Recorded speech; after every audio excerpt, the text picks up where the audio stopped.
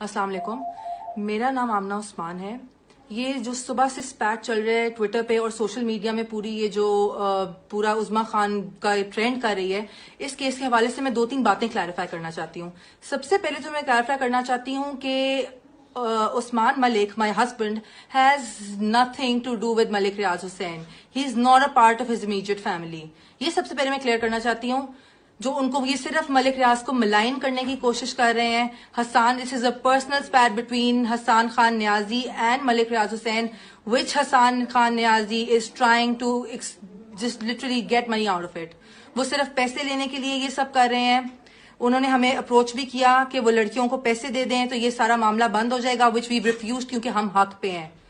Secondly, ये जो बात हुई है कि मैंने किसी के घर के अंदर बार्जिन किया है और जिस तरह मैंने रिएक्ट किया है, this was not their house. This was my husband's other house, which I followed him to.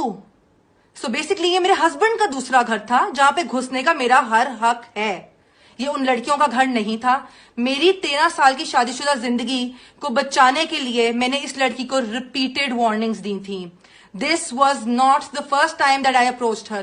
इससे पहले मैंने रिपीटेड वार्निंग्स दी थी। मेरा एक 11 साल का बच्चा है। आई एम श्योर जिन सबकी औलादें हैं और जो औरतें इस सब से गुजर रही हैं, they can completely understand what a wife goes through and how hard she tries to go till the last point to save her marriage. But I know मेरे हस्बैंड की सबसे बड़ी गलती है।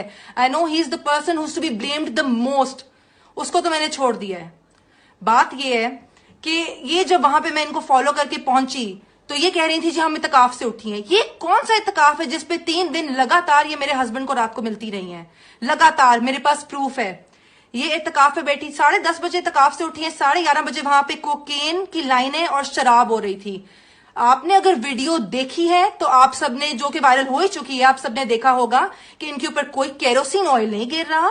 ये वही शराब गिराई है इनके ऊपर जो ये शराब बैठकर पी रही थी। ये पूरा पब्लिसिटी स्टंट है।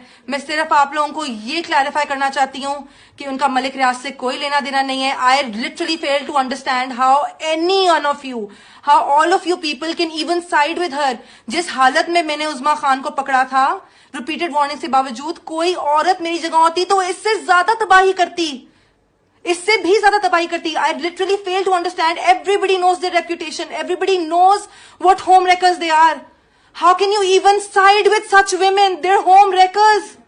3-4 दफा वार्निंग्स देने के बावजूद 5वीं दफा मैंने ये एक्शन लिया है। इस हालत में पकड़ता कोई भी ये एक्शन लेता। I just want